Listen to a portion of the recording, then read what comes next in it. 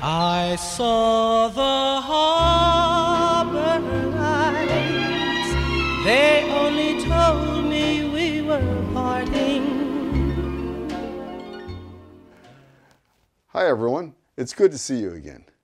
But you know, I'm betting that, like me, you were really bummed out to learn that just a couple of months after our last reunion, our 50th Wellesley High School reunion, that the graduation speaker at the high school there, that guy in McCullough, he told the graduates, Wellesley High School students are nothing special. I know you were outraged too. I know our class, courageous and risk-taking. At least a dozen of our boys drove straight down the center of Washington Street, mooning both the north and the south side simultaneously. And I know McCullough told them there's 8 billion people in the world and that's why you're not special. But I think you could search those 8 billion over and not find another group of guys who could show up at the senior picnic with the watermelon injected with vodka. Sure, Professor. Your namby-pamby kids now probably couldn't do this. We were innovators.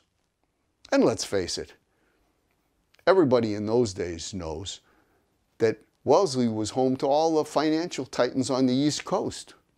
And our junior Kiwanis members learned from them while operating the concession stand at the football games that you could waggle a hot dog in tepid water and sell it to unsuspecting Needham fans. That's the hard-scrabble business lessons that you couldn't learn up at Babson's. We earned what we had. Those concession stand profits, they paid for every new jock that we purchased for that team. And they kept Coach Sertus off food stamps for a few more months too.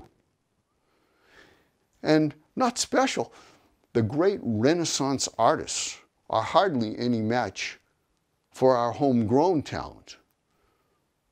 Lee and Beverly, Lee, Jay, Ted, these are just some of the greats that I've kept in touch with. And like Van Gogh, they've been willing to live their lives in abject poverty too. And I'm sorry, but I really did feel that Wellesley was the center of the universe for cosmopolitan culture, diversity, tolerance. The black students in our class,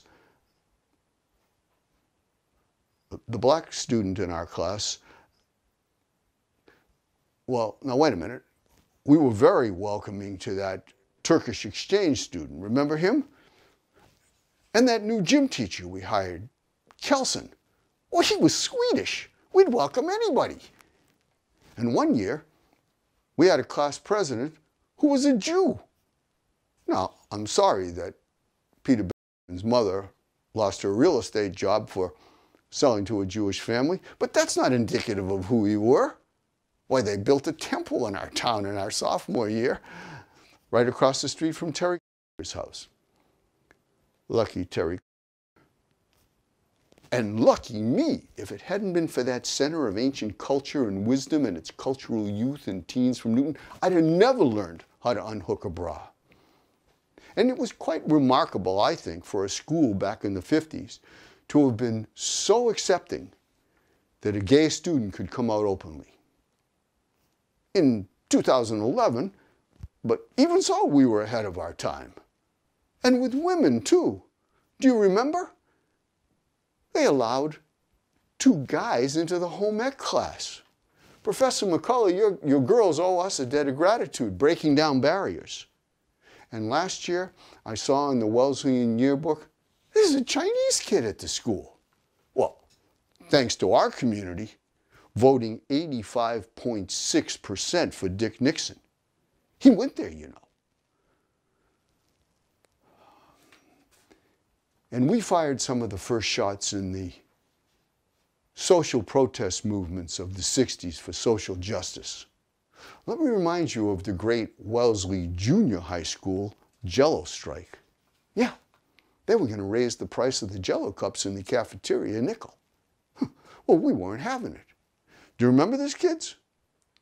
In solidarity, we boycotted the cafeteria, bringing the school to financial chaos, until on the third day, the principal got on the PA and said, "We're not raising the price of the Jello cups." What a victory over tyranny.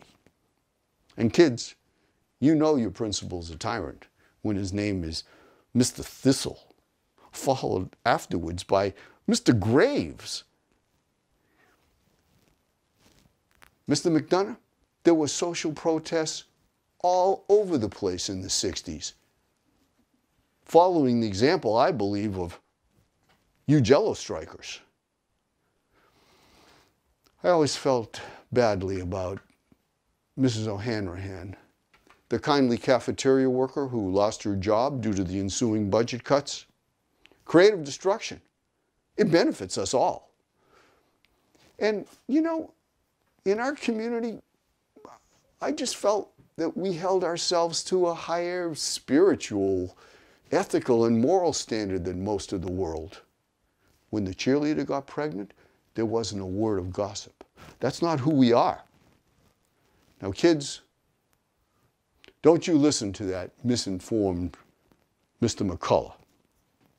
He's just riding Daddy's coattails. And everybody knows that guy writes popularized history. Mickey Mouse Pulitzers. You know, Mickey went into court to get a divorce from Minnie. And the judge said, "I'm sorry, Mr. Mouse, but in this state, the only grounds for divorce are adultery, and you filed on grounds of insanity." And Mickey said, "You must have misunderstood me, Your Honor. I didn't say she was insane. I said she was fucking goofy." A little 60s humor for you. It's good for you, Professor. And besides, what few shortcomings we had, they were largely due to the guys in the English Lit department. My English class, Mr. Fitzsimmons' class, was the farthest class from the cafeteria. You take a step out of his room, you were in the parking lot. But they scheduled it right before lunch.